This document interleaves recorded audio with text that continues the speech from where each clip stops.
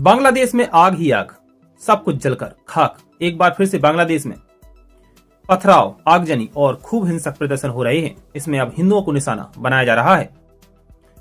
बांग्लादेश में उस्मान हादी की मौत की खबर के बाद एक बार फिर से बांग्लादेश में हिंसक प्रदर्शन हो रहे हैं, जहां हिंदुओं को निशाना बनाया जा रहा है। मीडिया दफ्तरों को आग के हवाले किया जा रहा है। साथ ही साथ शेख हसीना की पार्टी अवामी लीग से जुड़े उनके दफ्तर और उनके आवास को कट्टरपंथियों ने फूंक डाला। बांग्लादेश में उस यूनिस की सरकार कट्टरपंथियों को खुली छुट्टी दे रखी है। कट्टरपंथी हिंदुओं को निशाना बना रहे हैं। हम आपको तस्वीर दिखा रहे हैं। ये दीपू दास हैं, जिनको कट्टरपंथी भीड़ ने पहले तो बांधा और लाठी डंडों से खूब पीटा और इसके बाद फिर एक पेड़ पर लटकाकर आग के हवाले कर दिया।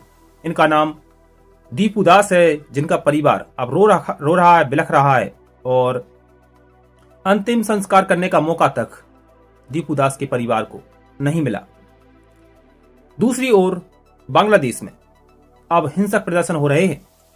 दरअसल 12 दिसंबर को इंकलाब मंच के प्रवक्ता उस्मान दास की अज्ञात हमलावरों ने गोली मार दी थी। इसके बाद ढाका के अस्पताल में भर्ती कराया था और जब स्वास्थ्य में सुधार नहीं आया तो इसके बाद उन्हें सिंगापुर बेहतर इलाज के लिए भेज दिया था। लेकिन गुरुवार को खबर आई कि इंकलाब मंच के प्रवक्ता उस्मान हादी, जो भारत के खिलाफ कई बार जहर उगल चुका है, उसकी मौत हो चुकी है। इसके बाद बांग्लादेश में बैठे कट्टरपंथी सड़कों पर लाठी डंडे हथियार लेकर आ गए और इसके बाद एक तरफ से चाहे फिर वो आवामी लीग हो या फिर मीडिया दफ्तर हो या फिर हिंदू हो, सबको निशाना बनाया। चुन चुनकर हिंदुओं के घरों को आग के हवाले कर दिया। आवामी लीग दफ्तर को कट्टरपंथियों ने फूंक दिया। इंकिलाब मंचের মুখপাত্র তিনি কিন্তু মৃত্যুবরণ।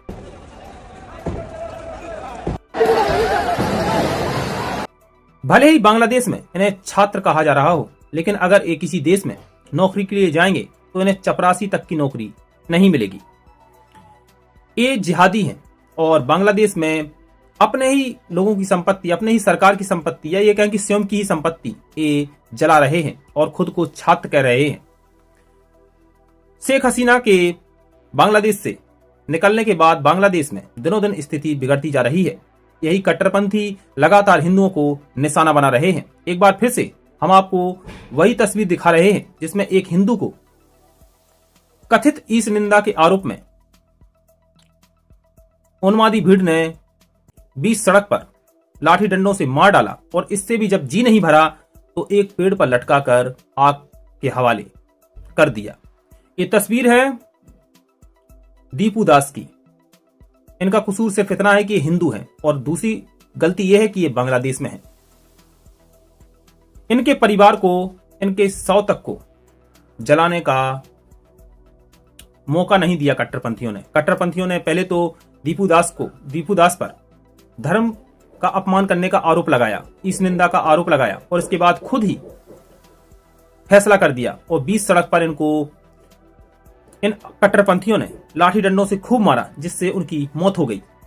और जब इन कट्टरपंथियों का जी नहीं भरा तो इसके बाद इन्होंने पेड़ पर लटकाकर दीपू दास को जला दिया। अब परिवार रो रहा है, बिलख रहा है और दीपू दास के 100 की मांग कर रहा है। हालांकि अब जो यूनिस सरकार है उसने इस घटना की निंदा की है, लेकिन सवाल वही है कि इन कट्टरपंथियों को आखिरकार बांग्लादेश में छुट्टी किसने दे रखी है।